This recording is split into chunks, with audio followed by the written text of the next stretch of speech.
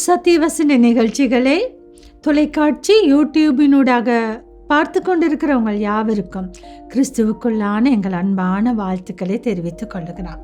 பிரியமானவர்களே, ஸ்நேகம், நேசம் இருதயத்துக்கு எவ்வளவு இன்பமும் பிரியமுமானது. இந்த ஸ்நேகம் நேசத்தை குறித்து நாங்கள் வாசிக்க கேட்போம். உன்னத பாட்டுக்கள் 8ஆம் அதிகாரத்திலே 7வது வசனத்தை.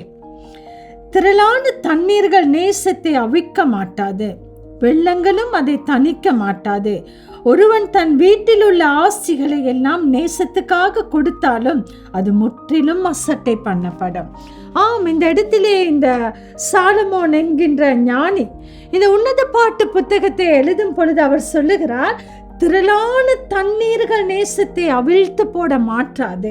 அதே வண்ணமாக நேசத்துக்காக ஒருவன் தன்னுடைய ஆஸ்திகளை எல்லாமே கொடுக்கலாம், ஆனாலும் முற்றுமாக அது அசட்டை பண்ணப்படும் என்று சொல்லுகிறார். நேசத்தின் வலிமை அவ்வளவு பெரிதாயிருக்கிறது. ஸ்நேகம், எங்களுடைய வாழ்க்கையில ஸ்நேகபூர்வமான அன்பானவர்களை நாங்கள் சந்திக்கிறோம். எங்களுக்கு சிநேகிதர்கள் இருக்கிறார்கள், ஸ்நேகபூர்வமான உறவுகளை கட்டி எழுப்புவதற்கு இருக்கிறார்கள்.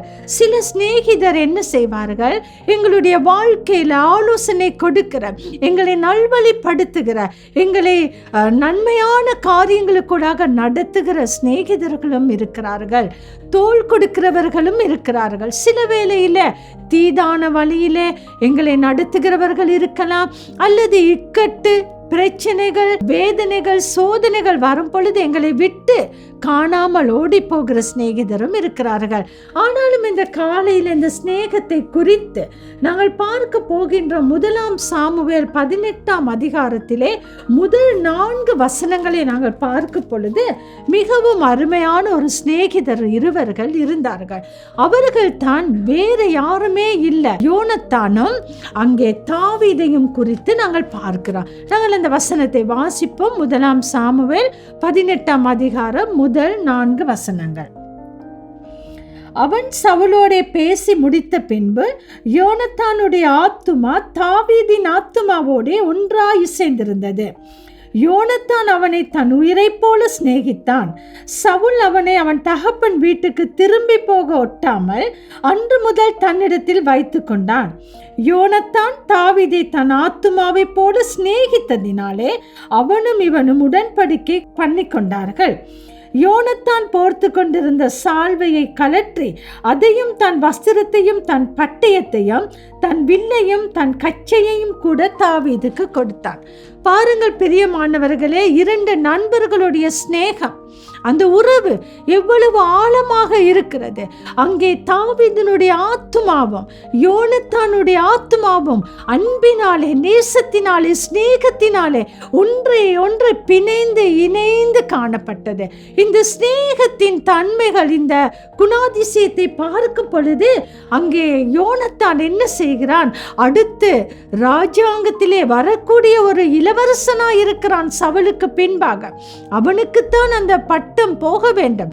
ஆனாலும் இவன் என்ன செய்கிறான், தாவீதை அதிகமாக நேசித்தபடியினாலே இந்த சிநேகத்தின் நிமித்தமாக இந்த யோனத்தான் என்ன செய்கிறான், அவனுக்கு தன்னுடைய வஸ்திரத்தை கொடுக்கிறான், சால்வையை கொடுக்கிறான், கச்சையை கொடுக்கிறான், தன்னுடைய ஆயுதத்தை, பட்டயத்தை, இவைகள் எல்லாவற்றையும் பெற்றுக் கொடுக்கிறான்.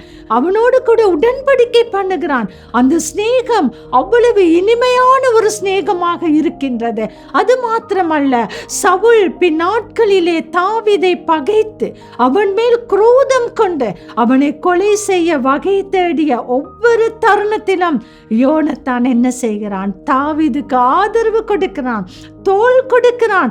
தாவீதோடு கூட இருந்து தன் தகப்பனுடைய தந்திரமான ஆலோசனைகள், கொலை மிரட்டல்கள், அவனை கொலை செய்ய போகிறான் என்கிற செய்தியை கொடுத்து தாவீதை ஒளித்து மறைத்து வைக்கிறான். தன் தந்தையிடம் இருந்து தாவீதை அநேக தடவை யோனத்தான் இந்த அன்பின் நிமித்தம் காப்பாற்றி இருக்கிறான். இன்னும் ஒரு தடவை அங்கே தாவீதுக்காக யோனத்தான் என்ன செய்கிறான், 1 சாமுவேல் 19ஆம் அதிகாரத்தை வாசிக்கும் பொழுது அவன் தன் தந்தையாகிய சவுலிடம் போய் அவனுக்காக பரிந்து பேசுகிறான். ஏன் நீங்கள் இவ்வளவு கோபப்படுகிறீர்கள்? தாவீது உங்களுக்கு எந்த தீமையும் செய்யவில்லையே, உங்களுக்கு நன்மையைத்தானே செய்திருக்கிறான். அவனுடைய பிராணனை பணயம் வைத்து கோலியாத்திடம் இருந்து இஸ்ரவேல் மக்களை காப்பாற்றி கொடுத்திருக்கிறானே, நீங்கள் ஏன் இவ்வளவு வஞ்சம் செலுத்தி அவனை கொலை செய்ய போகிறீர்கள் என்று யோனத்தான் தாவீதுக்காக பரிந்து பேசின ஒரு சிநேகிதனாய் இருக்கிறான்.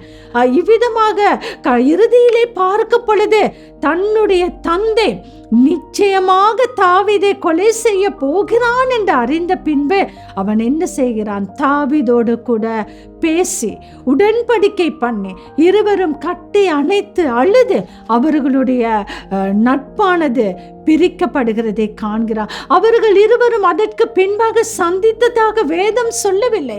அங்கே யோனத்தானும் சவுலும் யுத்தத்திலே மரித்து போகிறார்கள். அவர்கள் பிரிவதற்கு முன்பாக உடன்படிக்கை செய்து கொள்கிறார்கள். இங்கே யோனத்தான் எந்த நேரமும் தாவீதோடு கூட கர்த்தர் அவனோடு கூட இருக்கிறதை யோனத்தான் கண்டபடினாலே தாவீதுக்கு எப்பொழுதும் பட்சமாயிருந்த, தாவீதை தன் ஆத்துமாவை போல சிநேகித்த ஒரு நண்பனாய் இருக்கிறான். இப்படியான நண்பர்கள், இப்படியான சிநேகிதர்கள் இன்று கிடைப்பது ரொம்பவும் அரிதாயிருக்கிறது. பிரியமானவர்களே, தாவீதுக்காக தன்னுடைய ஆயுதங்களை கொடுத்த யோனத்தான் தன்னுடைய வஸ்திரத்தை, தன்னுடைய கச்சையை, தன்னுடைய ராஜ்யபாரத்தை கூட தாவீதுக்குத்தான் கர்த்தர் கொடுக்க போகிறார் என்று தாவீதை அவன் ஆசீர்வதித்து வாழ்த்துகிறதையும் நாங்கள் காண்கிறோம். அவனுக்காக எல்லாவற்றையும் செய்த யோனத்தான் தாவீதினுடைய உறவு ஒரு கட்டத்துக்கு வரும் பொழுது பிரிந்து போவதுக்குரிய தருணங்களிலே அவர்கள் பிரிக்கப்பட்டு போகிறதை காண்கிறார். பிரியமானவர்களே, இந்த சிநேகத்தை விட எங்களுடைய வாழ்க்கையில இயேசு கிறிஸ்துவினுடைய சிநேகத்தை நாங்கள் பார்க்கும் பொழுது மிகவும் அற்புதமான சிநேகமாய் இருக்கிறது. நாங்கள் யோவான் எழுதிய சுவிசேஷம் 15ஆம் அதிகாரத்திலே 13வது வசனத்தை பார்க்கும் பொழுது அங்கே இயேசு கிறிஸ்து மிகவும் அழகாக சீசர்களுக்கு ஒரு காரியத்தை சொல்லுகிறார். அவர் சொல்லுகிறார், நீங்கள் என்னுடைய சிநேகிதர் என்று சொல்லுகிறார். நாங்கள் வாசிக்க கேட்போம். யோவான் 15ஆம் அதிகாரம் 13ஆம் வசனத்தை நாங்கள் வாசிக்க கேட்போம். ஒருவன் தன் சிநேகிதருக்காக தன் ஜீவனை கொடுக்கிற அன்பிலும் அதிகமான அன்பு ஒன்றுமில்லை என்று சொல்லுகிறார். அங்கே இயேசு கிறிஸ்து எங்களை சிநேகிக்கிறார். அவர் சொல்லுகிறார், இனிமேல் நீங்கள் என்னுடைய ஊழியக்காரர் அல்ல, நீங்கள் என்னுடைய சிநேகிதர். நான் உங்களுக்கு கற்பிக்கிறேன் என்று, என்னுடைய கற்பனைகளை நான் உங்களுக்கு கற்பித்து கொடுக்கிறேன் என்று சொல்லுகிறார். பிரியமானவரே, ஒரு நாளும் மாறாத ஒரு சிநேகிதர் எங்களுக்கு உண்டு. அவர் தான் கர்த்தராகிய இயேசு கிறிஸ்து. அன்று தாவீதின் யோனத்தானின் சிநேகம் ஒரு கட்டத்துக்கு மேலே அவர்களால் தொடர முடியவில்லை. அவர்கள் இருவரும் பிரிந்து போனார்கள். ஆனால் இயேசு கிறிஸ்துவினுடைய சிநேகம் எங்களுடைய வாழ்க்கையில ஒரு நாளும் மாறாது. ஏனென்றால் ஒரு சிநேகிதன் தன் சிநேகிதனுக்காக ஜீவனை கொடுக்கிறதை விட மேலான அன்பினாலே அவர் எங்களை சிநேகித்து அவருடைய ஜீவனை எங்களுக்கு கொடுத்திருக்கிறவராய் இருக்கிறார். அவர் சொல்லுகிறார், நான் இனிமேல் உங்களை என்னுடைய ஊழியக்காரர் என்று அழைக்கவில்லை, உங்களை என் சிநேகிதர் என்று நான் அழைக்கிறேன் என்று சொல்லுகிறார். பாருங்கள், ஒரு நாளும் பிரிக்க முடியாத தன் ஜீவனை எங்களுக்காக கொடுத்து எங்களுக்கு கற்பனைகளை கற்பித்து கொடுத்த சிநேகிதர் அவர் என்ன செய்கிறார்? இந்த உலகத்தை விட்டு பிரிந்து போகின்ற பொழுது அவர் சொல்லுகிறார், எங்களிடத்திலே தன்னுடைய அதிகாரத்தை கொடுத்து விட்டு போனார், எங்களிடத்தில் அவருடைய வல்லமையை கொடுத்து விட்டு போனார். அவர் கடந்த பாதைகளிலே நடந்து போய் அவர் நிறைவேற்றிய அந்த ராஜ்யத்துக்குரிய, பிதாவினுடைய ராஜ்யத்துக்குரிய அந்த சுவிசேஷத்தின் பொறுப்புகள், அந்த ஊழிய பாரங்களை எங்களை நம்பி அவர் கொடுத்திருக்கிறார். இன்று எங்களுக்கு ஒரு சிநேகிதர் இருக்கிறார். அவர் எங்களுக்காக ஜீவனை கொடுத்த சிநேகிதராய் இருக்கிறார். எங்களுக்காக கற்பனைகளை கற்பித்து கொடுத்த சிநேகிதராய் இருக்கிறார். எங்களுக்காக தன்னுடைய அதிகாரத்தை இந்த உலகத்திலே நாங்கள் பயன்படுத்தி வாழும்படியாக அவருடைய அதிகாரத்தை எங்களுக்கு கொடுத்து விட்டு போகிறார். பிரியமானவரே, எங்களுடைய சிநேகிதனாகிய கிறிஸ்து ஒரு நாளும் எங்களை விட்டு பிரிந்து போக மாட்டார், எங்களை விட்டு போக மாட்டார். சதா காலமும் எங்களோடு கூட இருக்கிறவராயிருப்பார்.